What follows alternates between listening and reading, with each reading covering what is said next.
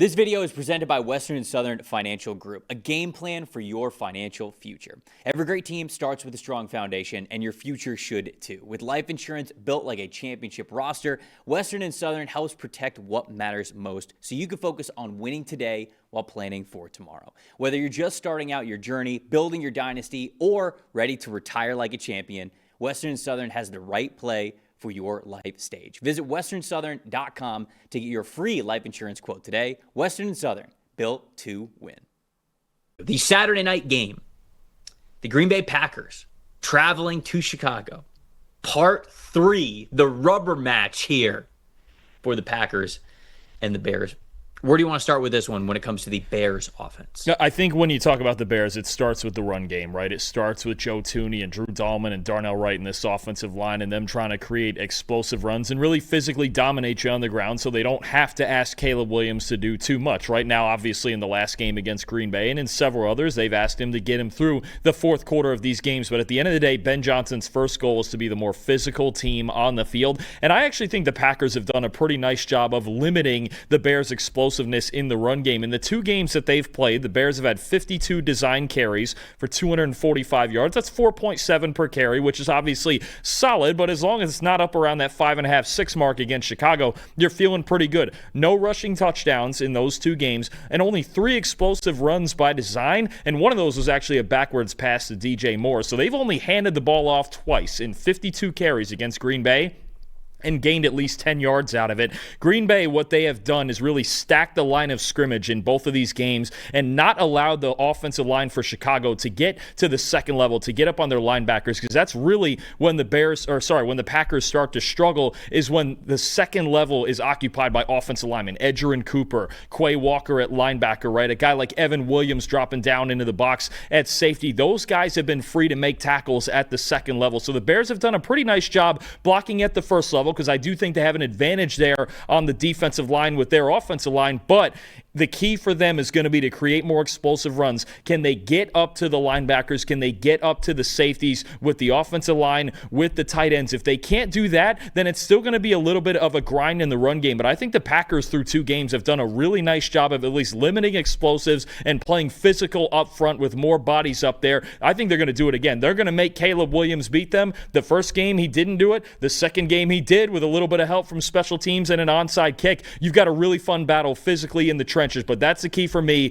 Look out for the Bears offensive line and whether or not they can get to the second level, especially in these outside zone schemes. Yeah, I agree with you. That's job number 1 for the Packers, is they have to be able to handle the Bears in the run game, because just like we saw with all those Detroit Lions teams when Ben Johnson was the offensive coordinator with Detroit, if you don't stop that, they're just going to keep spamming it like they're playing Madden. It's like, all right, well, I'm just going to keep – they're not going to call the same plays like you would in Madden, but I'm just going to keep doing the same thing until you stop us on the ground, and then we'll get into the rest of things and see if we can make the game interesting. So I agree that is job number 1, not only for the Packers to stop it, but I think for the Bears and Ben Johnson just to say, hey, we're going to go with the easy thing. We're really good on the offensive line. We've been really good at getting push. If you can't stop it, we're going to continue to do it. But if they do that, and it does become a game where Caleb Williams got to win it for them, boy, is he glad to have Colston Loveland playing the way that he is. Colston Loveland's been unbelievable during the second half of this season, and really specifically over the last month, and if you want to go even more narrow, the last 2 weeks. 16 catches for 185 receiving yards over the last 2 weeks.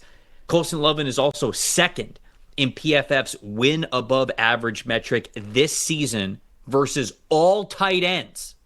He is second only behind Trey McBride of the Arizona Cardinals. 23.1% threat percentage 2 weeks ago. 43.1% threat percentage last week. And threat percentage, if you're new here, is essentially just wide receiver usage. You see a lot of those numbers on premium stats, which, by the way, 30% off. Use promo code HOLIDAY30 and you get yourself that promo code there so you can see all of that. But it's just so much of the numbers point to the more Colston Loveland plays, the more you prioritize him in the passing game, the better results you are going to see. And so I think it's going to be very, very interesting in a combination of sort of what you were talking about. Hey, do we sell out if we're the Packers to make sure that we've got the bodies in the box, that we're ready to attack the line of scrimmage whenever they're going to run the football, versus knowing that those middle of the field defenders are also the guys that have to keep one eye on Colston Loveland, whether it's play action or not. He is just the weapon that he is and the versatility that he has in this offense.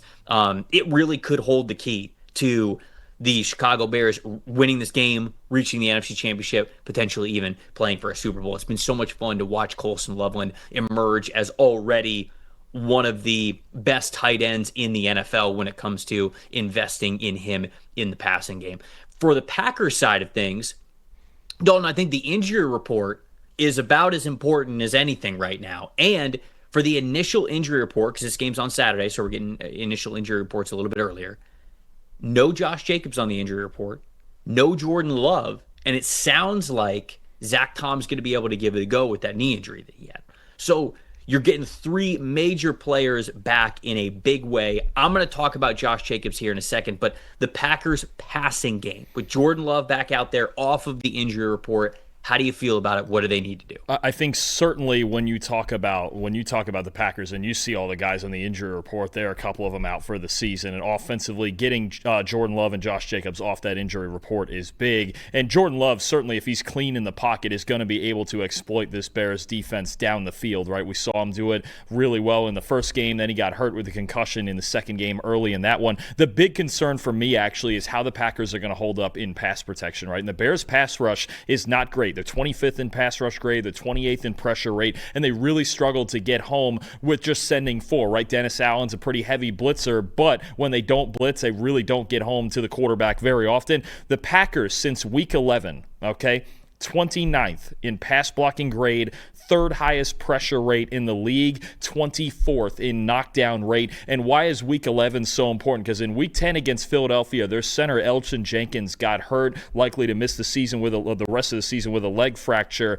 And you're talking about ever since then, the communication's been off. They've had to move Sean Ryan to center. They're playing a rookie and Anthony Belton at right guard. Zach Tom's been in and out of the lineup. They've had a hard time picking up blitzes. So I do wonder if Dennis Allen is going to get creative, especially to attack the interior of that offensive line with Ryan playing center, Anthony Belton if he's going to continue to play guard. Maybe if Tom gets back, then you put Jordan Morgan in there at right guard, but you're still shuffling things around there, and I still don't think guard is Morgan's natural position. So when you look at this, to me, it's going to be about, for the Packers passing game, keeping Jordan Love clean. Can they do that behind this makeshift offensive line? If they cannot, then you put him in danger like you did last time, because that's when he got hurt. That's when he got the concussion against Chicago in that second game. The protection just has not been as good. Since Elgton Jenkins got hurt, the communication hasn't been as good, and they really are going to have to figure out how to pick up Dennis Allen's blitz packages in this game.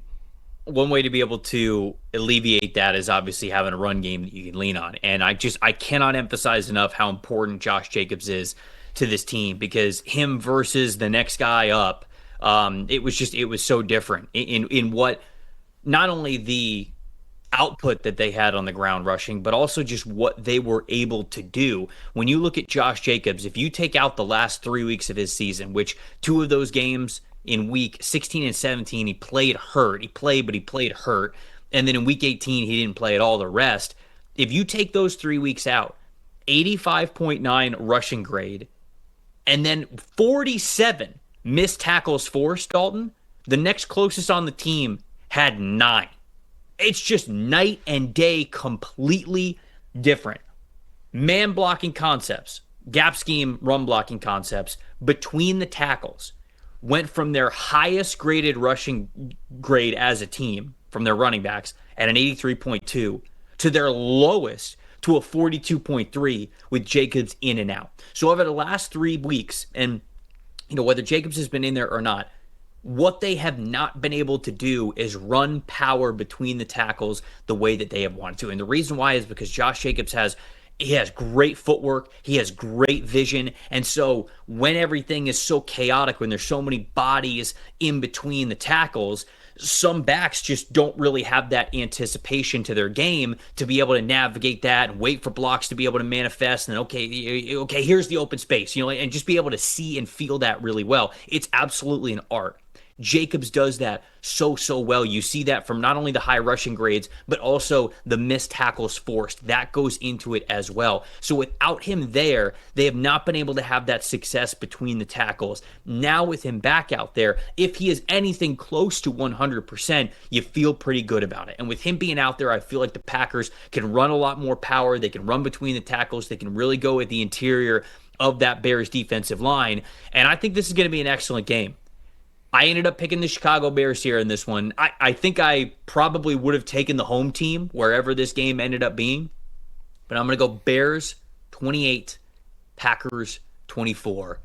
This is truly going to be an absolute dogfight, though. I'm excited for this one. Round 3, after we've already gotten 2 classic games between these two teams, it's going to be really close. This rivalry is one of the best, if not the best, in football. And you've got an emerging team in the Bears trying to win a home playoff game for the first time in a long time, right? The big thing for me with the Bears, they need to get off to a better start. The first half of both games against the Packers, they have not played well. They've been outscored 20-3 combined in the first half of these games. You can't keep relying on double-digit comebacks against good teams in the postseason. They have to get off to a better start. I'm with you. I'm going to take the Bears as the home team. I think you could go either way for any number of reasons here, but I do worry about the Packers' injuries. I worry a little bit about their offensive line, and the lack of pass rush without Micah Parsons is really the biggest concern for me. Which team is going to get a pass rush? That could really decide it. I'm going to take the Bears at home as well, 23-20.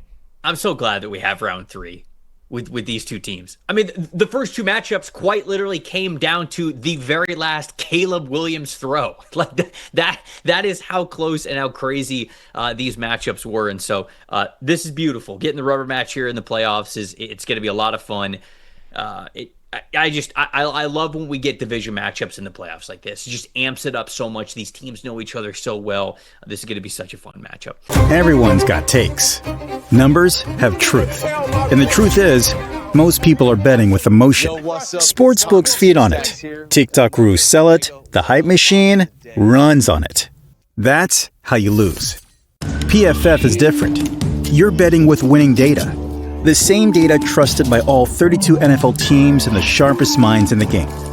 PFF betting tools take every prop, every matchup, every angle, and run them through our custom models. Built on the best football data in the world. What comes back is your edge. Simple, sharp, and built to win. Want to go deeper? PFF puts a pro-level analytics department in your hands, giving you the same insights teams use to find every advantage. Build your game plan with matchup analysis. Project every snap, every matchup, and every edge before kickoff. Because the smartest plays start long before Sunday. Hit rates show how a player performs against their prop and against defenses built the same way. It's the data that gives you real confidence in every pick. Next, Key Insights translates PFF data into the story behind every matchup, giving you the why that powers your bets. From coverage schemes to defensive looks, it's the context that turns raw numbers into winning decisions. When you're ready to take action, filter through every prop on the market and focus on the opportunities that matter, by game, matchup, or value. Then, shop for the best available line in your area and tap your book of choice to place the bet instantly. Everyone's got takes, but now you've got truth. Bet with data, win with PFF.